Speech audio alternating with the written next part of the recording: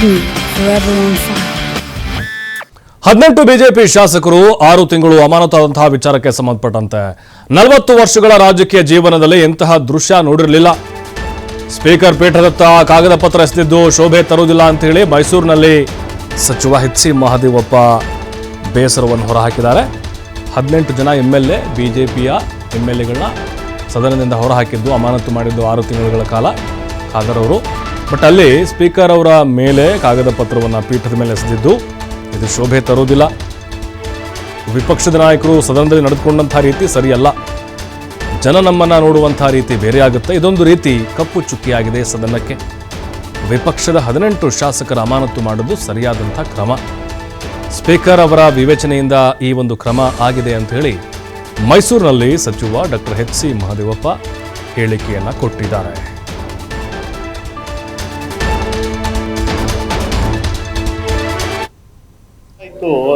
ಅಸೆಂಬ್ಲಿಗೆ ಹೋಗಿ 1985 ಟು 2025 40 ಆಗ್ಲಿಲ್ವಾ? ಯಾವತ್ತೂ ನಾನು ಈ 40 ವರ್ಷದಲ್ಲಿ ಈ ತರ ವರ್ತನೆ ನೋಡಲಿಲ್ಲ.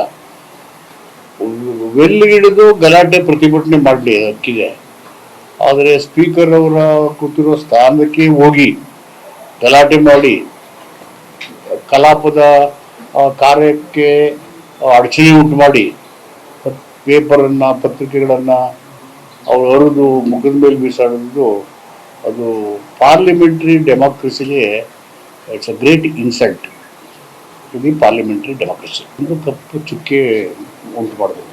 ನಿನ್ನೆ ಮತ್ತು ಮೊನ್ನೆ ಗಲಾಟೆ ಸ್ಪೀಕರ್ಗೆ ಬೇರೆ ಆಪ್ಷನ್ ಇರಲಿಲ್ಲ. There is no option for speaker.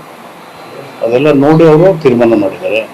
ಬೇರೆ ಬೇರೆ ರೂಲಿಂಗ್ ನೋಡಿದ್ದಾರೆ, ಕೋರ್ಟ್ಗಳ ತೀರ್ಮಾನ ನೋಡಿದ್ದಾರೆ, ಅವೆಲ್ಲ ನೋಡಿನೇ ತಗೊಂಡಿದ್ದಾರೆ. ಅದನ್ನು ನಾನು 40 ವರ್ಷ ಆಯಿತು ಅಸೆಂಬ್ಲಿಗೆ ಹೋಗಿ 1985 ಟು 2000